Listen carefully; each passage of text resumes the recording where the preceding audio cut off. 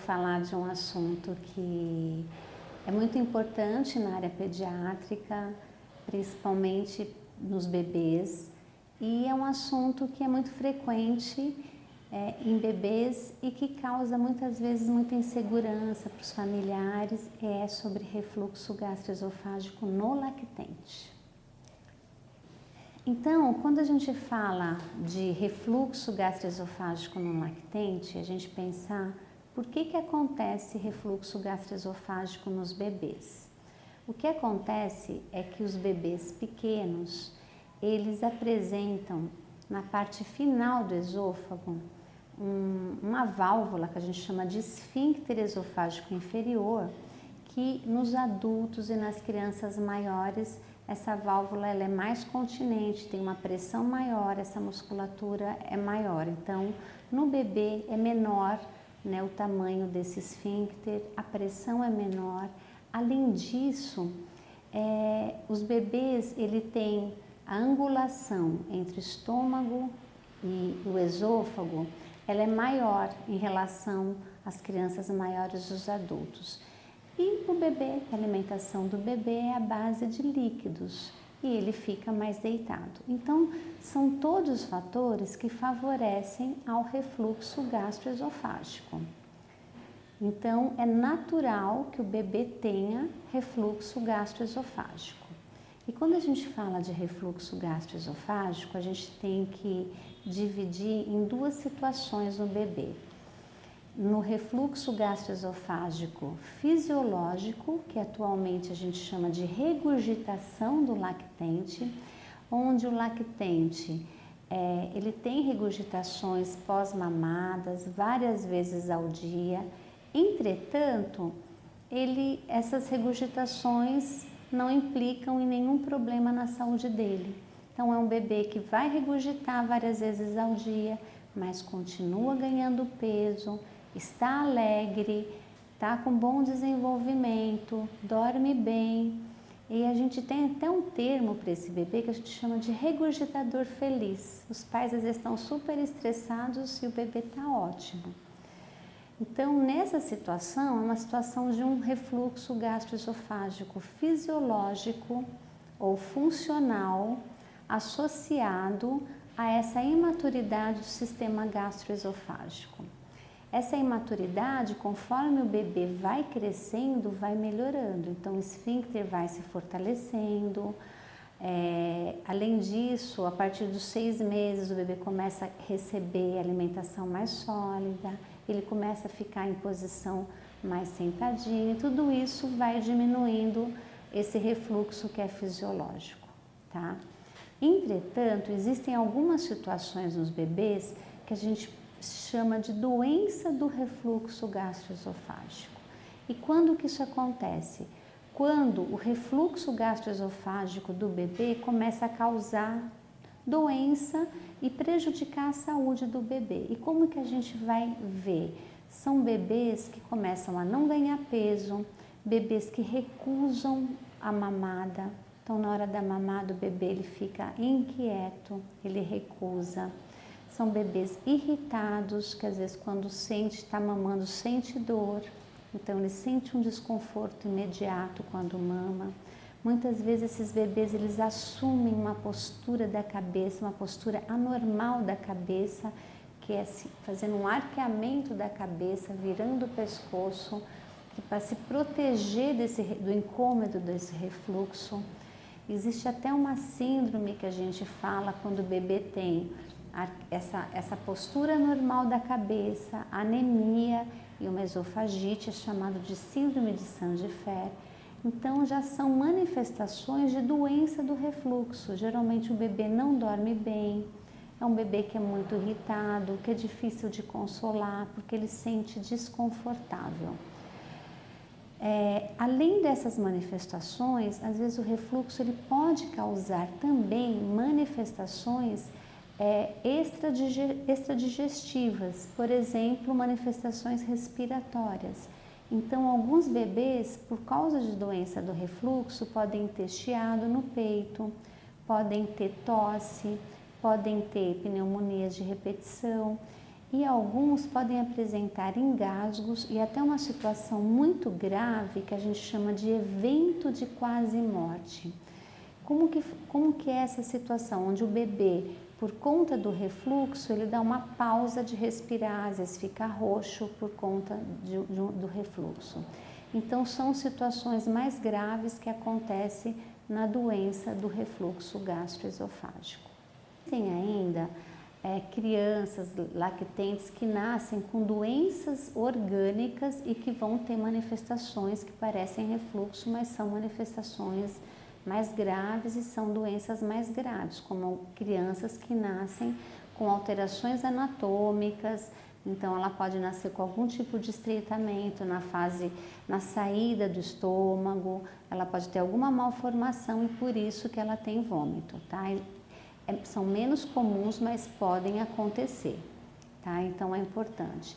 E outra questão é que alguns bebês que têm doença do refluxo gastroesofágico, hoje em dia a gente sabe que esses bebês que também sentem esse desconforto, esse mal-estar, pode ser por um refluxo secundário à alergia à proteína do leite de vaca.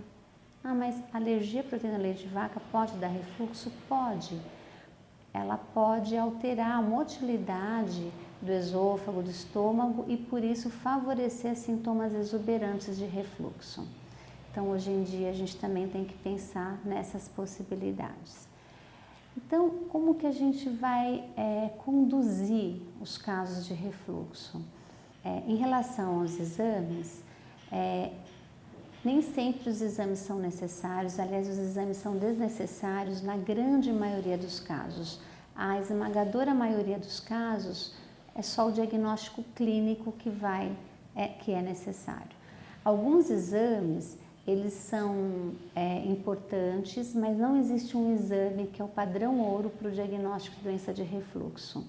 O que acontece é que dependendo dos sintomas do paciente, você pode direcionar para um ou outro exame. Por exemplo, se o paciente apresenta vômitos em jato, não está ganhando peso, que você suspeita que ele possa ter eventualmente, ou você quer afastar que ele tenha alguma alteração anatômica ou alguma malformação que precisa de uma cirurgia, às vezes um raio-x contrastado, é um raio-x que a criança bebe um contraste e vai fazer uma radiografia para ver se esse contraste passa normalmente, se não tem nenhuma obstrução, se não tem nenhuma alteração. Esse é um exame que pode ser útil, mas somente nos casos dessa suspeita. Existem 2 exames, um que chama pH-metria esofágica de 24 horas e outro exame que chama impedância-pH-metria de 24 horas, que podem ser realizados nos lactentes. São exames onde a criança coloca uma sondinha pelo nariz, essa sondinha fica locada na parte final do esôfago e ela fica monitorando com um aparelhinho que vai ver o pH durante essas 24 horas, o pH do esôfago. É mais ou menos como um Holter. E o que acontece? Esse exame é importante quando? Para num bebê, num lactente? Quando, por exemplo, o lactente apresenta manifestações respiratórias que você acha que podem ser associadas ao refluxo, como tosse, chiado no peito. Então, é possível verificar se naquele momento da tosse a criança teve um pH baixo, ela teve o refluxo, para você falar realmente a tosse ela é secundária ao refluxo. Porque nesse exame pH-metria, impedância pH-metria, você vai ver o pH esofágico. Na impedância você vê também o ar que sobe, que desce, não é só os refluxos ácidos, mas também os não ácidos. Na impedância ela é um pouco mais específica para bebê, mas de qualquer forma você vai poder correlacionar os sintomas, porque a mãe fica anotando a hora que a criança mama, a hora que a criança dorme, a hora que a criança tosse, você vai poder correlacionar os sintomas com os períodos de refluxo.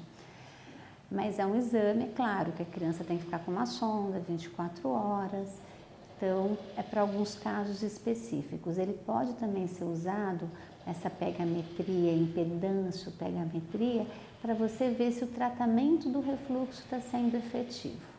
porque no final você vai ter uma pontuação para ver se ela está bem, né, em relação aos episódios de refluxo, ou se apresenta episódios de refluxo muito, muito graves, muito superior, até para avaliar o tratamento. Outro exame para refluxo, que às vezes o pessoal pensa assim, a endoscopia digestiva alta, não é um exame que vai diagnosticar refluxo, é um exame que vai poder diagnosticar as complicações do refluxo, como por exemplo a esofagite. A endoscopia digestiva alta, principalmente em bebês, ela é necessária uma sedação, muitas vezes anestesia, então um exame invasivo. Mas o que acontece na endoscopia? Você vai poder avaliar como que está essa parte do esôfago, a mucosa do esôfago, ver se tem alguma inflamação, que grau de inflamação, ver se tem alguma erosão, porque às vezes o refluxo mais grave, ele pode machucar esse esôfago e fazer essas lesões no esôfago, e fazer biópsias para ver em que grau está essa inflamação. Além disso, às vezes a própria endoscopia, assim como o exame contrastado também, ele pode avaliar a presença de uma situação que a gente chama de hérnia de hiato, que é uma alteração anatômica onde a parte do estômago, o estômago deve estar todo dentro, debaixo do diafragma, dentro da cavidade abdominal. E às vezes um pedacinho desse estômago fica mais para cima, fica dentro da cavidade torácica. Então isso favorece ao refluxo. Então, às vezes, na endoscopia é possível avaliar isso, mas a endoscopia não vai falar se tem ou não tem refluxo, vai ver se tem a hérnia de hiato e vai ver se não tem a complicação que é a esofagite, tá? Existe um outro exame que é a cintilografia esofágica com pesquisa de aspiração pulmonar, que só deve ser realizado, esse exame é de medicina nuclear, ele só deve ser realizado para crianças que têm broncopneumonias de repetição secundária a refluxo. Então, é um exame também muito específico. Em relação ao tratamento do refluxo gastroesofágico, como que ele deve ser feito? Primeiro, só lembrando que no regurgitador feliz, ou regurgitação do lactente, aquele bebê que está ótimo, apenas regurgita várias vezes ao dia, o que deve ser feito? Nada, além da orientação de que o bebê está bem, de que não tem necessidade de exames, não tem necessidade de tratamento, no máximo orientar as medidas posturais. Nos casos desses bebês que estejam em aleitamento artificial, às vezes você mudar a fórmula para uma fórmula com espessante, que são fórmulas que a gente chama atualmente anti-regurgitação, às vezes vai diminuir o número de regurgitações e isso deixa a família mais tranquila.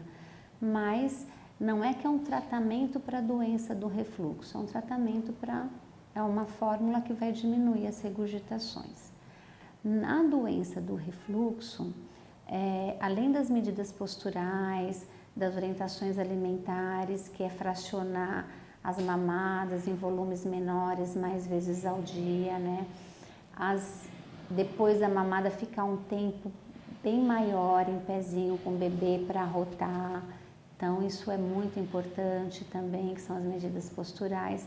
Além disso, daí você pode realizar algumas coisas mais específicas, como tratamento medicamentoso ou até a mudança da fórmula quando a criança está em aleitamento artificial, ou até a retirada do leite de vaca e da mãe, pensando na possibilidade de que esse refluxo seja secundário à alergia à proteína do leite de vaca. Nos bebês que estão em aleitamento artificial, você poderia fazer uma prova terapêutica com a retirada, com a mudança da fórmula que tem proteína do leite de vaca para uma fórmula sem proteína do leite de vaca, que daí nós temos as fórmulas hidrolisadas, ou até a fórmula à base de aminoácidos.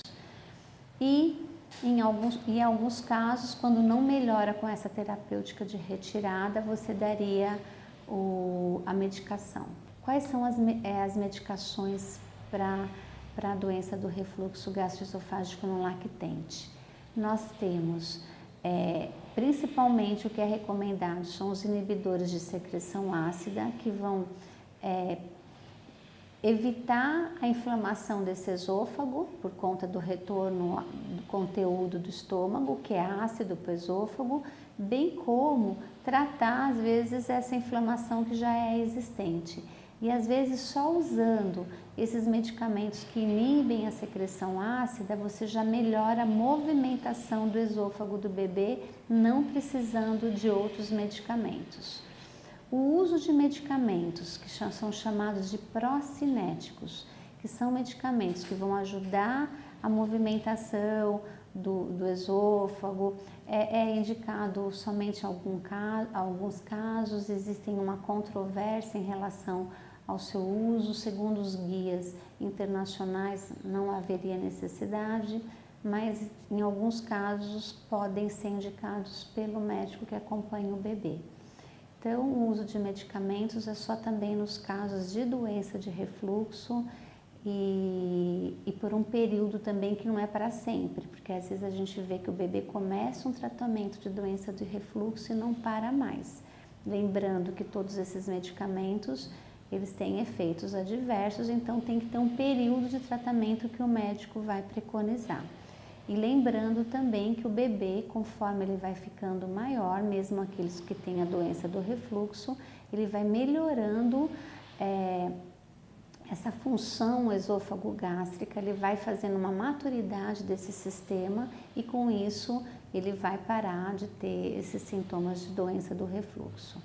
Então, para finalizar, o que eu queria deixar aqui bastante enfatizado é que é muito importante esse acompanhamento pediátrico de rotina nos primeiros meses de vida, que as regurgitações do lactente são uma situação extremamente comum, né? Existem alguns dados de literatura que falam que somente 2% dos casos que têm refluxo no lactente vão precisar de investigação e apenas 0,4% de medicação.